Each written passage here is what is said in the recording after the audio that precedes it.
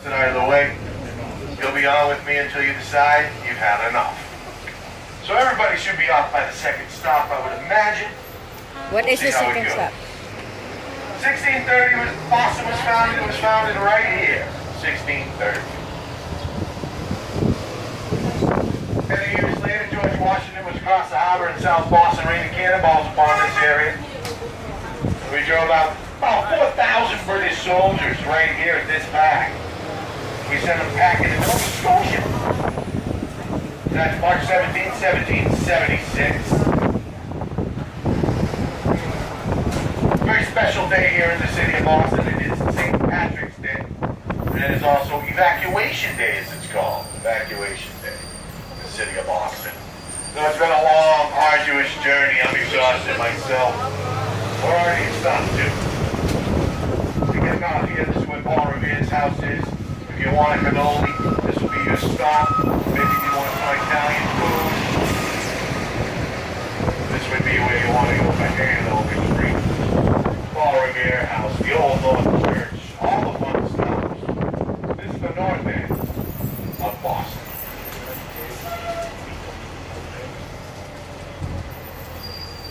Anybody getting off here this morning? Doesn't look like we're picking anybody up either. Oh, down here. Look at these guys. They look like they want to come aboard. I see it. Yeah. Yeah, cannoli and...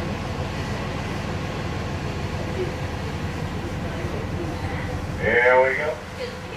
We get out in 6 here. Hi guys. Remember the movie? What's happening? Here at Hedgeman Street, you will be looking at the Old North Church. There it is.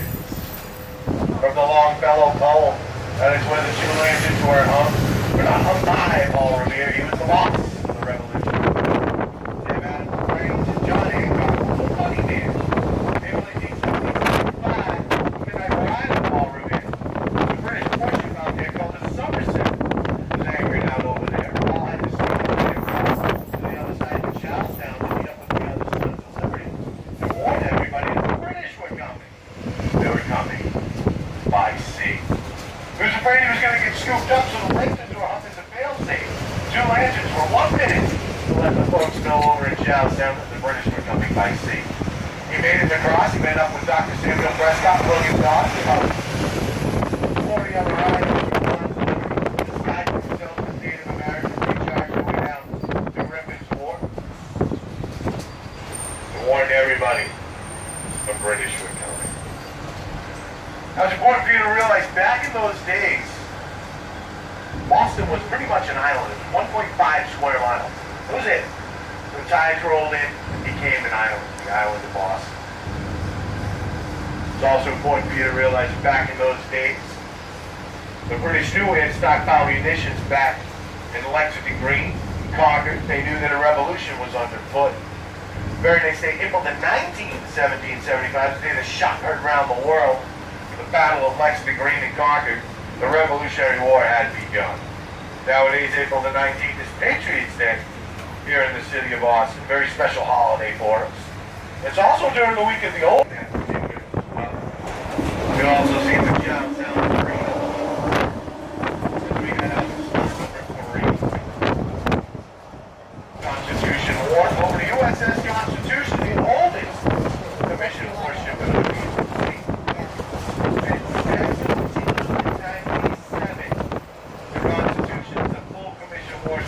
United States Navy. He's operated and maintained by the U.S. Navy as a warship, but she's protected by the United States Marine Corps. Check her out down here, stop number 3 if you care to. Beautiful ship. The Constitution.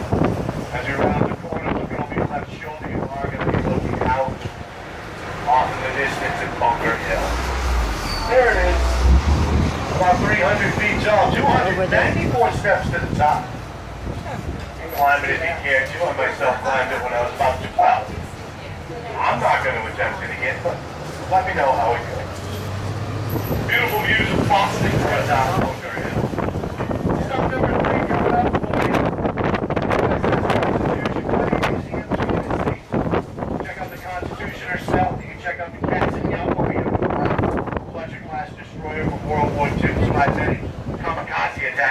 South Pacific.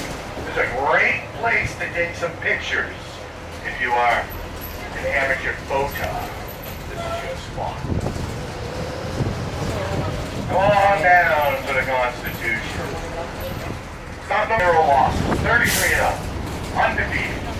There's their nickname in August the 19th, during the War of 1812, when she was under attack by a British frigate called the Guerriere, off in the harbor here. Firing cannonballs upon it as he would break right off her side, off the side of the ship. The British exclaimed, "Huzzah! She must be named Iron. She's a Crandall." She earned the nickname Old Ironside. She's not made of iron, she's made of Georgia oak, about 23 inches thick at the waterline. We'll say Florida oak for you guys back there. 23 inches thick at the waterline. 3 tiers thick. So it is designed to dissipate the energy from the cannon fodder, disperse it, so the wood doesn't split. Quite an engineering feat. The 1797. She is the oldest commissioned warship still afloat in the world. And my buddy all the way back there from the UK knows this one out there called the HMS Victory, 1796. It's a year older. But it's up on blocks actually, and it's a museum. This one is still a full commission warship. Still afloat, still used to this day. Goes out in the harbor, you can hear the cannons firing off a few times a year. It's a lot of fun. It's a beautiful, beautiful area to visit. Maybe later on, that might be something you want to think about. Indoor museums, even if it's raining, there's still something to do. June the 17th, 1775, the Battle of Bunker Hill, there it is. It was called Breed's Hill back then. Breed's Hill. College Running Commander General Joseph Warren, we're turning off a street named after him right now. As the British took the hill, they tried to take the hill with 3 surges each time they came up. One by one. Injuries, low on ammunition, low on manpower, severely undertrained to be ready. A fighting British army. So they want to make every shot count. This is where you're hurt. Don't fire until you see the whites of their eyes. You remember that, my nice friend from Texas? Right here with the shirt? No, he's not even looking at me. You play Pokemon? Is that what you're doing? You want to go over there and take a picture Yeah, of I'm that? giving you a history lesson of playing Pokemon. Alright. You remember them saying, don't fire until you see the whites of their eyes? That saying came from here. Came from Bunker. Took down many high-value targets, but dropped the options Here. one at a time. But eventually, victories were overwhelmed. It was around the British victory, the Battle of Bunker Hill. But it's around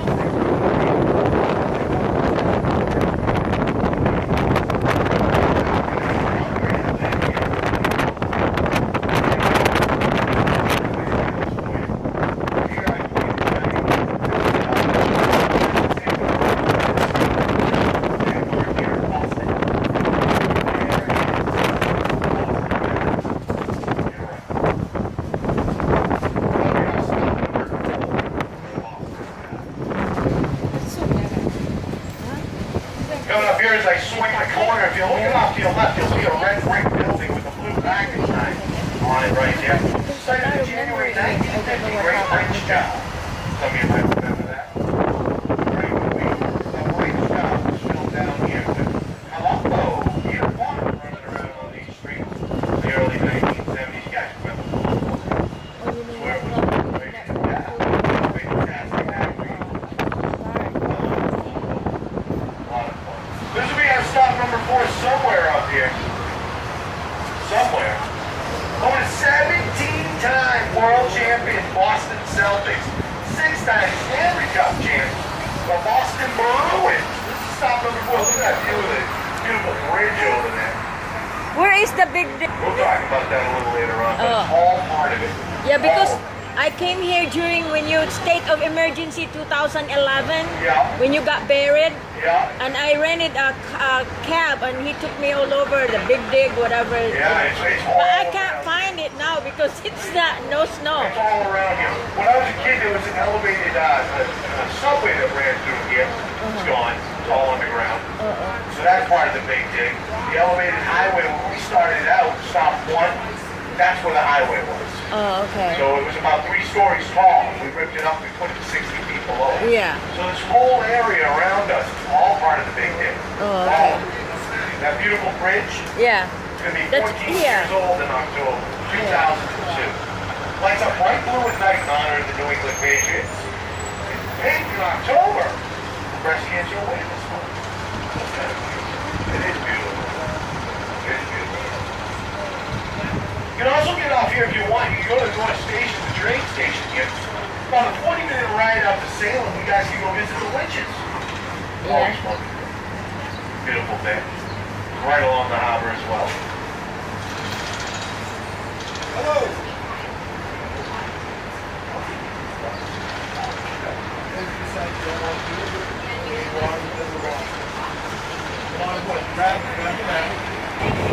Here we are. Boston, guys. This is the west end. Very famous man came out of Boston. Leonard Diesel. Comes from right over there originally. 5 o'clock is the last morning time. Understand how this works now. At 5 o'clock, I don't kick you out and say, hey, have a nice day. We'll bring you to any point of origin within your stop, within our map. So my guys usually don't really finish up till about Washington, D.C., St. Augustine, Florida, Savannah, Georgia. You name it with St. Augustine, you like that. So we're going to be around in the corner here. We're going to head over to stop number 5. That's where you want to go for Faneuil Hall, Quincy Market, the old State House. Lots of stuff to do at our next stop. You look off to your right, you're looking at one of our federal buildings here, the Thomas Tip O'Neill Federal Building. Part of Homeland Security. You'll see those stanchions along the way, piled along the sides. That's an old to drive into the building. And it's a security precaution. So if you're looking at those going, what are those things? That's what they are. Those are solid steel. So we can keep up with them pretty good. So we're around the corner, guys. We're going to be looking at this building on your right, directly ahead of me now. It'll be on your right in just a second. It's going to be the Hurley building, right ahead of us. We're expensive to make this building. We used a hand jackhammer to make this building. And the stairs were never completed. So is the building with the stairs to no. See, don't leave it anymore. I'm familiar to you. You saw Leonardo DiCappuccino up there talking to Mikey Mark Wahlberg in the Oscar-winning movie The Departed with Jack Nicholson. Maybe you saw that movie. The unofficial story of James Hawaii Bulger. So maybe you can understand the word of saying like you do out there in Philadelphia. Ladies still on board. How about the departed Jack Nicholson? That's my best. I can't. After 6 generations here, if I stop pronouncing Mars, I'm going to be disowned. Maybe that's not such a bad thing. Mike District here in town. The Marx Brothers performed out here. Burlesque shows. The non-PG rated shows. All the illegal activity. And now they call it government center. So I don't think too much has changed out here either. As we roll through this next overpass, we come out to the other side of John F. Kennedy Federal Building. We're going to FBI, CIA, Homeland Security here in town. If you look through the Green Gateway, you're going to look really good through that Green Gateway. You're going to see the CIA top secret training grounds back there. And they got playgrounds. We're going up on the Blackstone block on your left-hand side. Home to the oldest restaurant still continuing in the United States, the Union House Oyster Company, and the oldest tavern. 1826 for the Union House, 1795 for the Bell and Hand. Those tall green stanchions are the Jewish Holocaust Memorial from World War II. Now on the left, you are looking at Faneuil Hall. Given to the city by Peter Faneuil in 1748 to the people of Boston. Going to have a place to hold public meetings. That beautiful statue.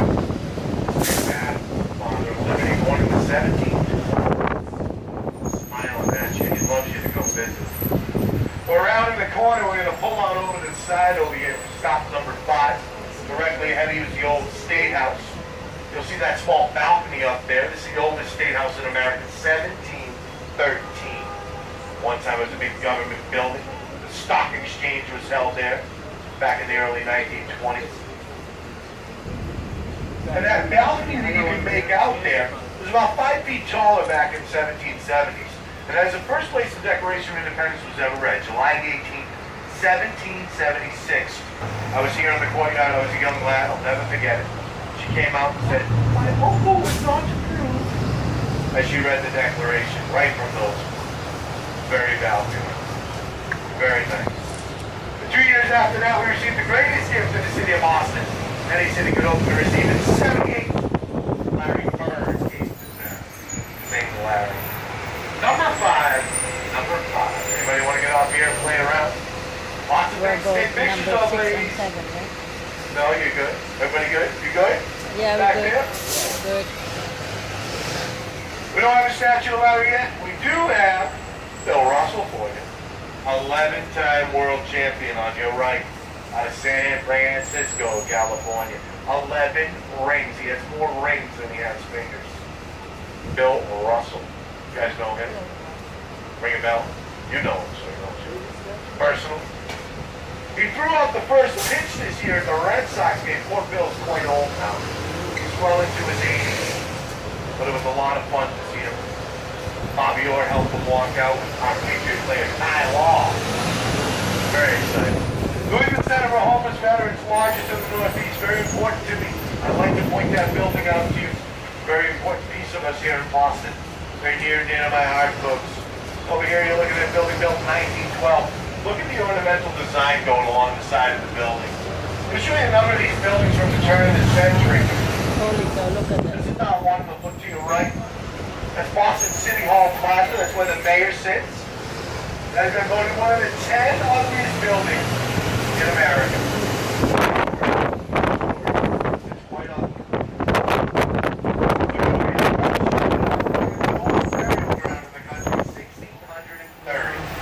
I will warn you, if you go check out those beautiful headstones and all the artwork on them, it's a lot of fun. Stay on the paths. People have fallen through. Now, let me warn you, you do not want to fall into a water your own head. You can see there's Massachusetts across the top. Bad idea. Bad idea. You come up over here, you know the Argent Battery, third oldest burial ground. That's Sam Adams, the father of liberty. March 5th, 1770, right beside him on the right here. That's the Boston Massacre. All the folks were laid to rest there. All the way in the back up against the building is Paul Revere. Dead center is the Ben Franklin obelisk. Ben Franklin's entire family is buried here in Boston. But Benjamin Franklin is buried where? Attleboro. Philadelphia, Pennsylvania. Benjamin.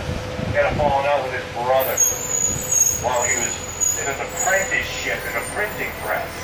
And he moved out to Philly. And the rest? History.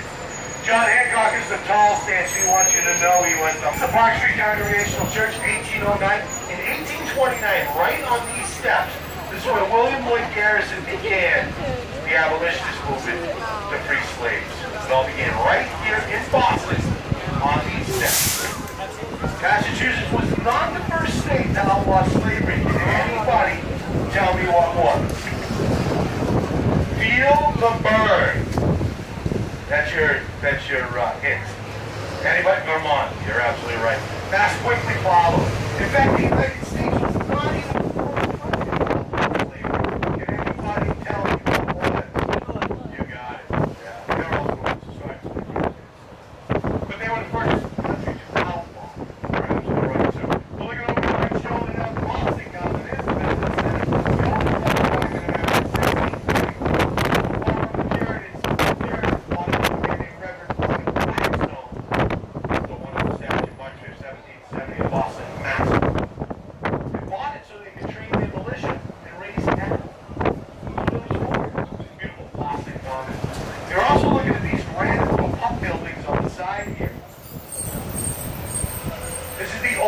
Subway system in the Western Hemisphere. The oldest in the Western Hemisphere.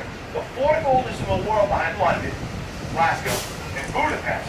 Number 4, the same year the Boston Marathon started, September 1st, 1897. Right there. On your left, 1733, that is the Masonic Temple. Masons began here in Boston in 1733. They started out in England more as a labor union more than anything else in 1717. They expanded out to Ireland and Scotland in 1725. And then here in the New World, 1733. Wang Center, the Schubert, the Wilbur directly across the street here. Right over there. The theater district. The Wilbur on the corner. until 1925. In 1947, that was the first place anybody ever saw a big young man